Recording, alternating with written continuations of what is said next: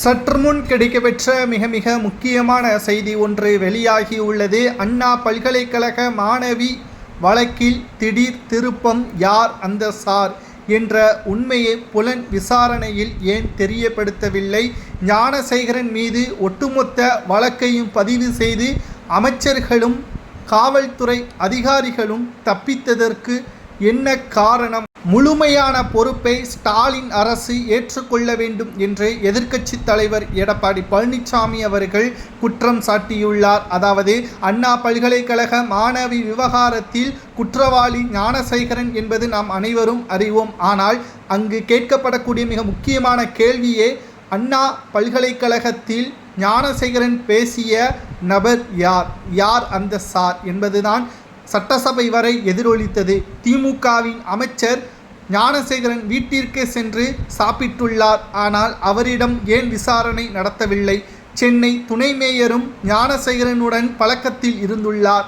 ஏன் அவரிடமும் விசாரணை நடத்தவில்லை என்று எடப்பாடி பழனிசாமி அவர்கள் கேள்விகளை முன்வைத்துள்ளார்.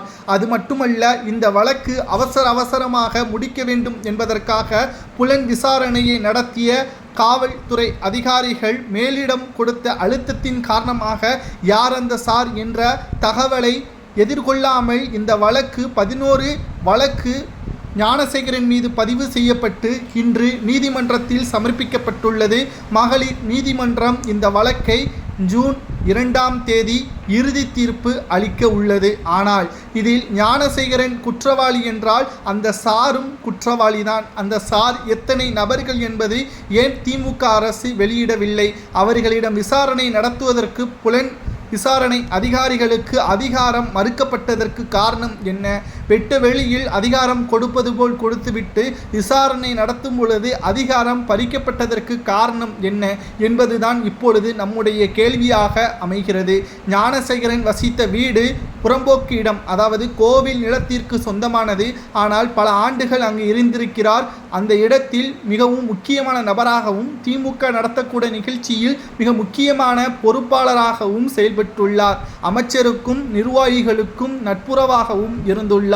அண்ணா பல்கலைக்கழகம் என்பது அங்கு வேலை செய்யக்கூடியவர்களுக்கும் மாணவ மாணவிகளுக்கும் இடமே தவிர மற்றவர்கள் யாரும் உள்ளே செல்ல முடியாது அனுமதியின்றி. ஆனால் ஞானசேகரன் எப்படி தைரியமாக தினம்தோறும் சென்றுள்ளார்? அதற்கான ஆவணங்கள் இருக்கிறது. ஏன் பேராசிரியரிடம் விசாரணை நடத்தவில்லை? இதில் சம்பந்தப்பட்ட நபர்கள் அனைவரும் சுதந்திரமாக சுற்றி தெரியும் பொழுது குற்றவாளி என்று ஞானசேகரன் மீது ஒட்டுமொத்த பழியும் போட்டு அவரை சிறையில் அடைப்பதற்கு என்ன காரணம் என்பதை